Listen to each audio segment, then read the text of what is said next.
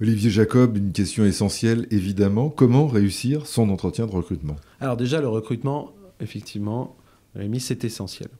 C'est d'ailleurs tellement essentiel que j'ai un patron d'une entreprise du CAC 40 qui me disait récemment ah ben, il y a peut-être quelque chose dont j'aurais besoin, c'est que tu nous aides, que tu m'aides sur l'aspect recrutement.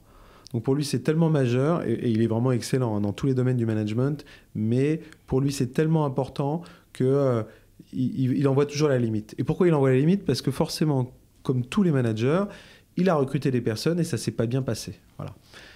Et donc, tout l'intérêt de l'entretien de recrutement, c'est de faire en sorte que ça se passe au mieux lors, pour le coup, de l'arrivée du collaborateur dans l'entreprise et par la suite. Donc déjà, l'entretien de recrutement, les objectifs, c'est que la personne ait une bonne image dans l'entreprise parce qu'il faut qu'il ait envie de la rejoindre, l'entreprise. Donc si vous avez en tête, dans votre entretien de recrutement, comme on le voyait dans les films, dans certains films des années 70, où vous avez des espèces de tests un peu absurdes, vraiment un peu caricaturaux, où on va passer à la moulinette des gens.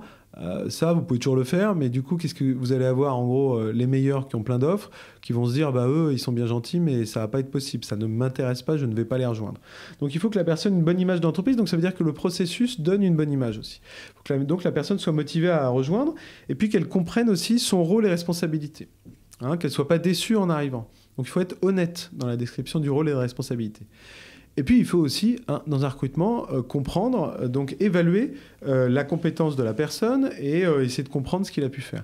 Alors là, il y a tout un tas de techniques, mais finalement, s'il faut retenir quelque chose, c'est qu'il faut éviter de dire à la personne « voilà ce qu'on attend », parce que sinon, la personne va forcément se suradapter pour rentrer dans le moule.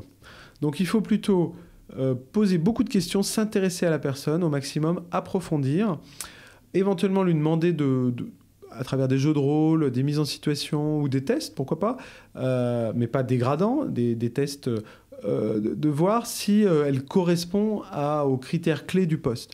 Non pas par joie un peu sadique d'un recruteur qui voudrait tester de manière exagérée une personne, mais simplement pour voir s'il y a une vraie adéquation par rapport aux responsabilités du poste, pour faire en sorte, dans une logique, qu'elle réussisse réellement dans le poste.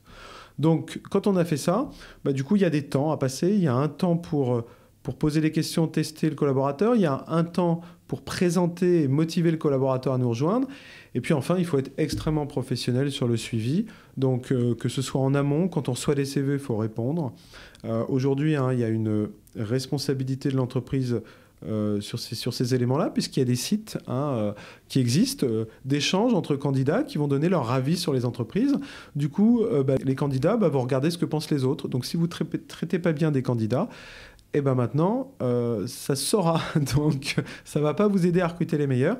Donc, il faut être très professionnel depuis la réception du CV, pendant l'entretien, et puis ensuite la réponse aussi, être capable de répondre. Et si on ne peut pas répondre facilement, du coup on fait attendre, mais on explique le processus.